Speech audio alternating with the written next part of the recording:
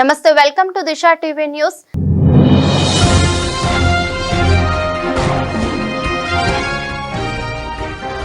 గంజాయి వివాదంలో చిక్కుకున్న సింగర్ మంగ్లీపై కేసు నమోదు చేసిన పోలీసులు.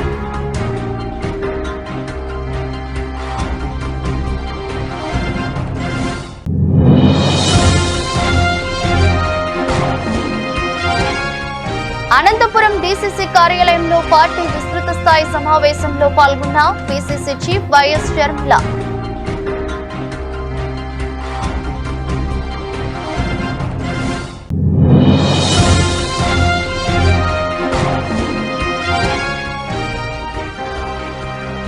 పొగాకు రైతులను ఆదుకోండి, దిశ మీటింగ్ లో ఎమ్మెల్యే జూలకంటి.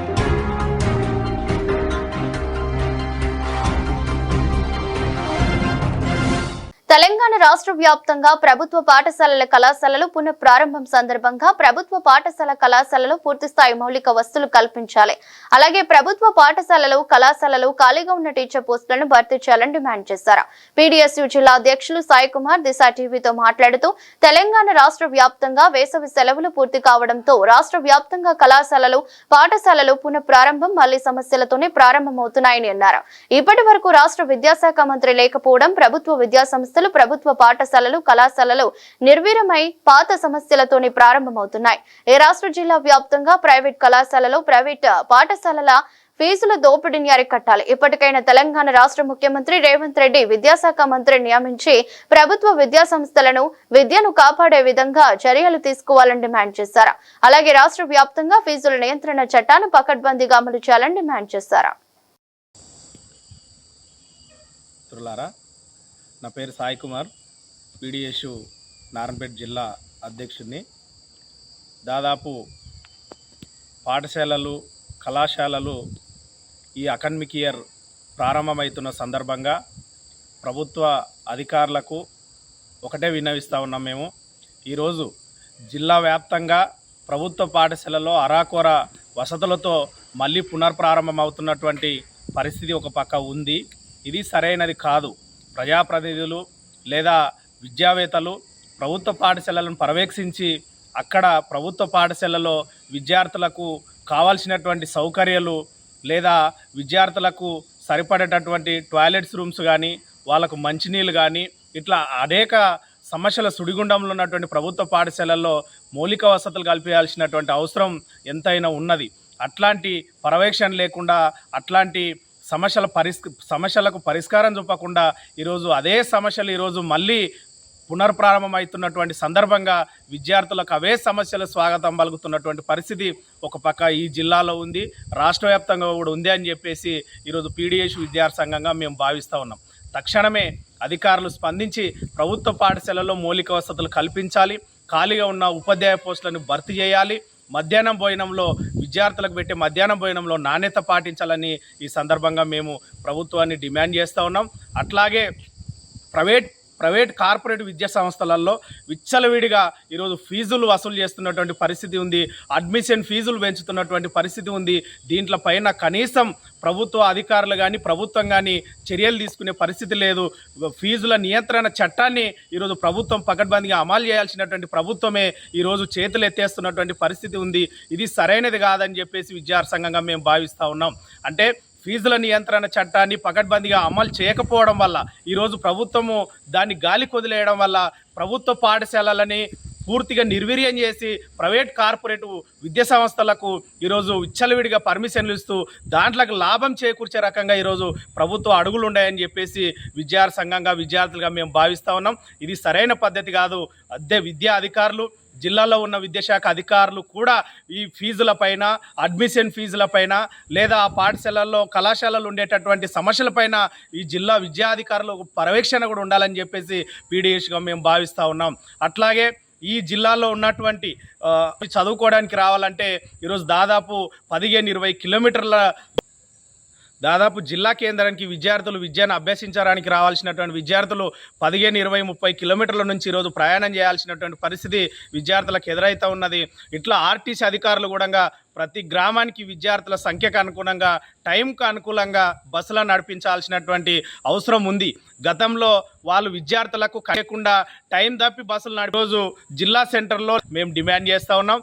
అట్లాగే రాష్ట్రంలో ఉన్నటువంటి ముఖ్యమంత్రి రేవంత్ రెడ్డి గారు కూడా విద్యారంగం పట్ల సుదీర్ఘంగా ఆయన ఆలోచన చేసి సమస్యలకు పరిష్కారం చూపాలని కూడా ఈ సందర్భంగా మేము డిమాండ్ చేస్తూ ఉన్నాం.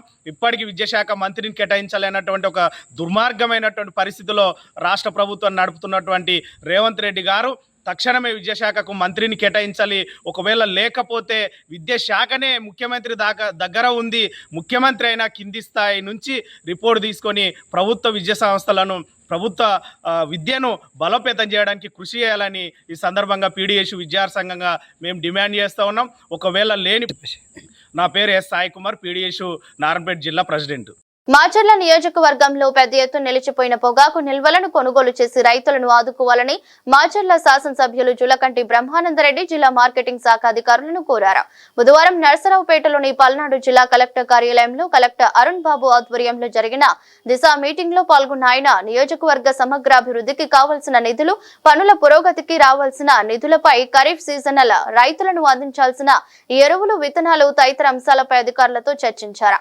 పొగాకు పంటకు గిట్టుబాటు ధర కల్పించి ఆదుకోవాలని విజ్ఞప్తి చేశారు. అంతేకాక హైబ్రిడ్ పత్తి విత్తనాల ద్వారా ఏటా రైతుల దిగుబడులు రాక ఘోరంగా నష్టపోతున్నారని, నకిలీ బీటీ విత్తనాలు అమ్మే అక్రమార్కులపై అధికారులు దృష్టి సారించాలని పేర్కొన్నారు. లాభసాటి వ్యవసాయానికి అధికారుల పాత్ర, పర్యవేక్షణ ఎంతో కీలకమని ఆయన చెప్పారు.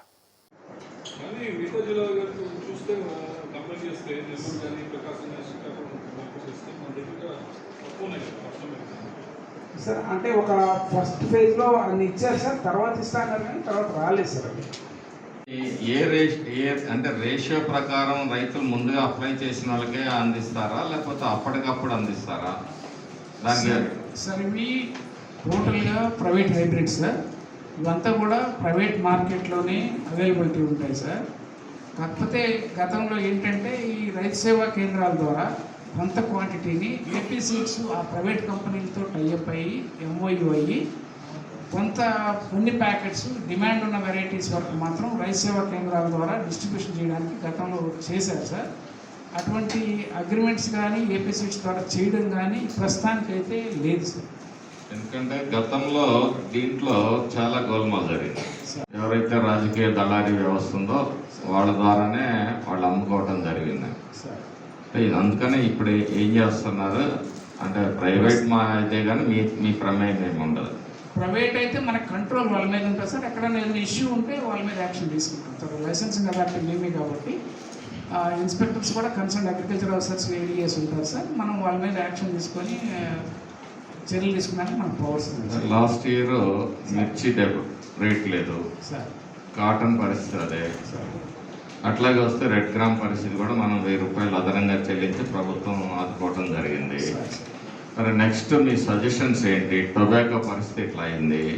టొబాకో ఏమన్నా క్రాప్ హాలిడేగా ప్రకటించారా? అంటే బ్లాక్ బర్లీ అనేది నెక్స్ట్ టైం పూర్తిగా మన జిల్లాలో టొబాకోని ఆపేస్తున్నారు. అంటే ప్రతి సచివాలయం ద్వారా మీరైతే అనౌన్స్మెంట్ ఇవ్వండి. అలాగే సార్. వాళ్ళు ఏంటంటే మాకు తెలియదు వేసామంటారు. ఖచ్చితంగా సార్ చేస్తాం. ఏరువాక పౌర్ణమి సందర్భంగా మాచర్ల రూరల్ మండలం అలుగురాజుపల్లి గ్రామంలో రైతులతో కలిసి ఏరువాక సాగు కార్యక్రమంలో పాల్గొని పొలంలో వ్యవసాయ పనులను ప్రారంభించిన మాచర్ల శాసనసభ్యులు జులకంటి బ్రహ్మానందరెడ్డి. ఈ సందర్భంగా ఎమ్మెల్యే జులకంటి బ్రహ్మానందరెడ్డి మాట్లాడుతూ దేవుని ఆశీస్సులతో ఏరువాక పౌర్ణమి నుండే రైతులు పంటలు ప్రారంభించడం జరుగుతుందని, ఏడాది వర్షాలు బాగా పడి పంటలు బాగా పండి రైతన్న సంతోషాలతో ఉండాలని మనసారా కోరుకుంటూ రైతన్నలకు ఏరువాక పౌర్ణమి శుభాకాంక్షలు తెలియజేశారు. కార్యక్రమం తెలుగుదేశం పార్టీ నాయకులు, కార్యకర్తలు పెద్ద సంఖ్యలో పాల్గొన్నారు.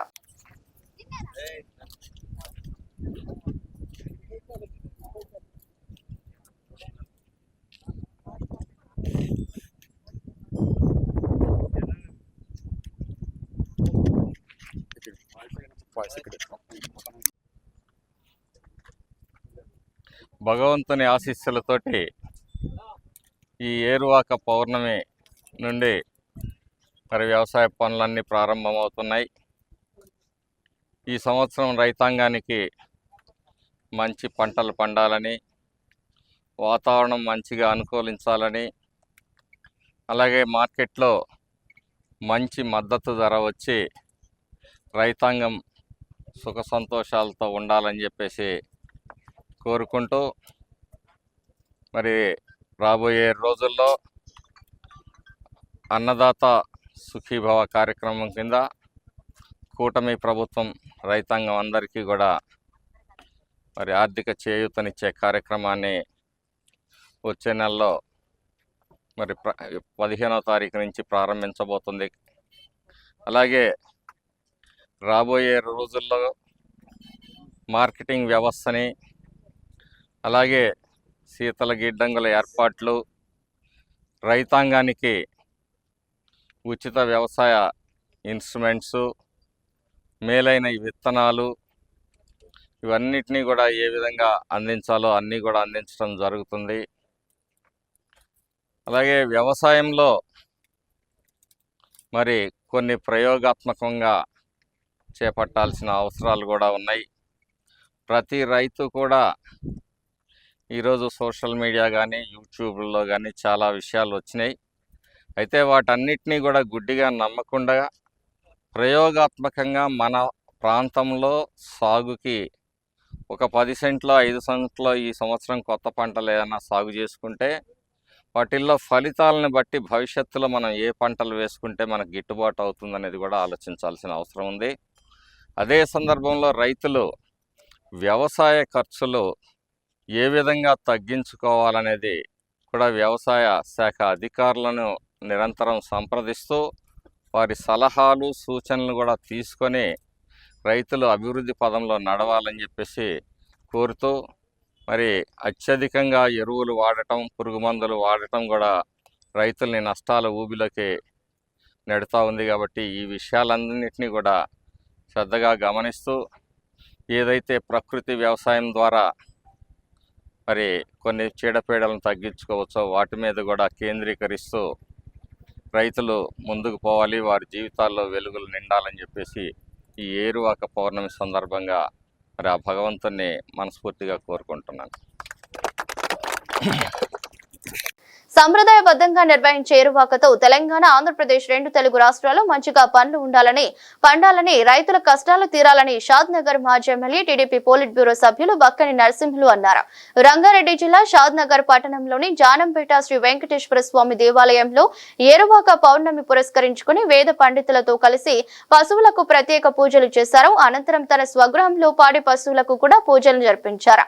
అనంతరం మాట్లాడుతూ 2 తెలుగు రాష్ట్రాల్లో వ్యవసాయం సుభిక్షంగా సాగాలని భగవంతుని ప్రార్థించినట్లు ఆయన తెలిపారు. వ్యవసాయానికి తక్కువ ప్రాధాన్యత, రియల్ ఎస్టేట్ రంగానికి ఎక్కువ ప్రాధాన్యత ఇవ్వడం వల్లనే ఇలాంటి సంక్షోభ పరిస్థితి ఎదుర్కొంటున్నామని అన్నారు. కష్టపడి పనిచేసే రైతులకు ప్రోత్సాహం లేదన్నారు. కార్యక్రమంలో సాయేశ్వర్ రెడ్డి, పలబట్ల బాలరాజు, మాజీ కౌన్సిలర్ బచ్చలి నరసింహులు తదితరులు పాల్గొన్నారు.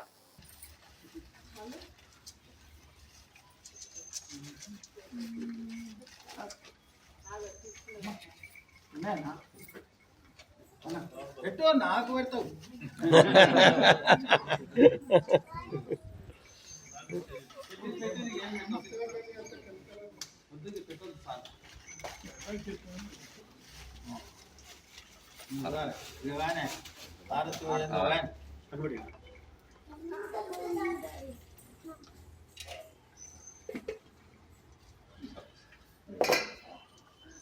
ओम हिरण्यवाक्मदो पूर्णं ददाते मद्योसानिधि एकदा ब्रह्मानुभारते एकदेवेतमान आयुस्तेजो ददाते वेदाहमेतं पुरुषं महन्तं आदित्यवरुणमहस्तवाने सर्वाणि रूपाणि नामान्त्वा विवदनास्ते मानवयुगं सेयाते लोकापश्वं पुरुषं जगतो अभिप्रज्ञागैः परिपातया मानवयुगं श्रीरातवे लोकापश्वं पुरुषं जगतो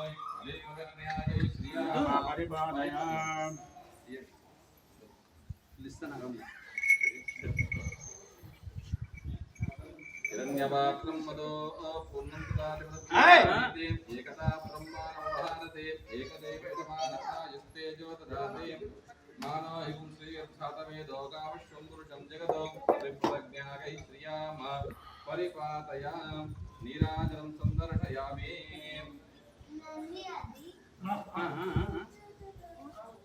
నీరాజనానంతరం శుద్ధాచరణ్యం సమర్పయామి. నమస్కారం చేసుకోండి. గోవింద అనేన ధ్యాన వాహన షోడశోపచార పూజయా సుప్రీతః సుప్రసన్నో వరదో భవంతు ప్రతిష్ఠితమస్తు. గోదేవత ప్రీత్యర్థే ప్రశంసతి జానికా పాపానే జన్మాంతర ప్రధాన చాతాని రక్షంతి పాపం పాపకర్మాణం. అనంతపురంలో పర్యటిస్తున్న AP PCC chief YS Sharmila Anantapuram DCC కార్యాలయంలో పార్టీ విస్తృత స్థాయి సమావేశంలో పాల్గొన్న షర్మిల తమకు సరైన ప్రాధాన్యత ఇవ్వడం లేదంటూ కాంగ్రెస్ నేతల మధ్య వాగ్వాదం. కార్యకర్తల వాదులాటతో మౌనంగా కూర్చున్న షర్మిల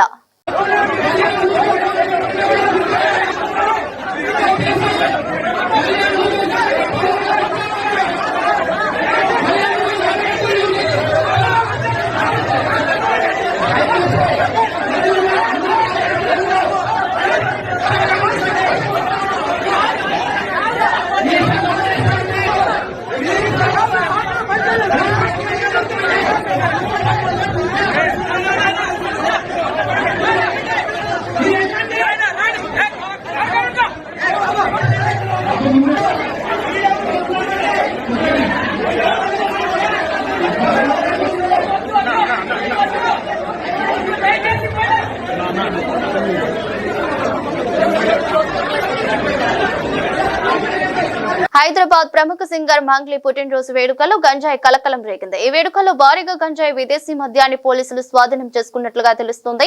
ఈ పార్టీకి హాజరైన పలువురికి వైద్య పరీక్షలు నిర్వహించగా డ్రగ్స్ పాజిటివ్ గా తేలినట్లు సమాచారం. సింగర్ మంగ్లీ పుట్టినరోజు వేడుకలు జూన్ 10వ తేదీ మంగళవారం నిర్వహించగా అదే మంగళవారం సాయంత్రం ఆమె చేవెళ్లలోని త్రిపుర రిసార్టులో బర్త్డే పార్టీనిచ్చింది. కుటుంబ సభ్యులు, సన్నిహితులు, సినీ ఇండస్ట్రీకి చెందిన వారు మొత్తం 48 మంది వరకు ఈ పార్టీకి హాజరయ్యారని తెలుస్తుంది. దీంతో పాటు గంజాయి, విదేశీ మద్యం దొరకడంతో folk singer Mangli Tripura restaurant resort GM శివరామకృష్ణలపై కేసు నమోదు చేశారు. అనుమతి లేకుండా డీజే ప్లే చేసినందుకు డీజేను పోలీసులు సీజ్ చేశారు.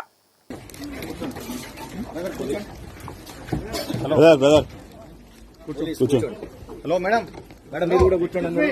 ప్లీజ్ కూర్చోండి, చెప్పేది వినండి. కోఆపరేట్ చేయండి.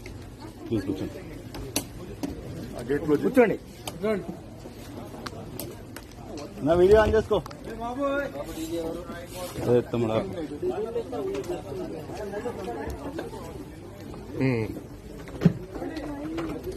ఓకే ఓకే ఓకే మేడం, ఇక్కడ రండి మేడం.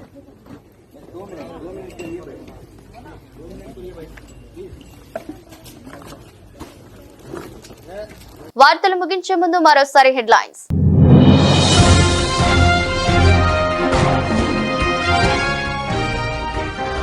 గంజాయి వివాదంలో చిక్కుకున్న సింగర్ మంగ్లీపై కేసు నమోదు చేసిన పోలీసులు.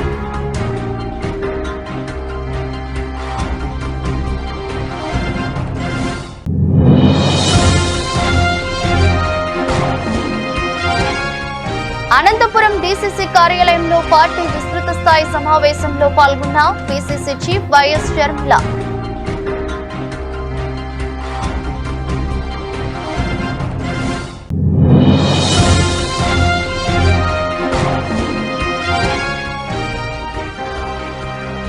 పొగాకు రైతులను ఆదుకోండి, దిశా మీటింగ్ లో ఎమ్మెల్యే జూలకంటి.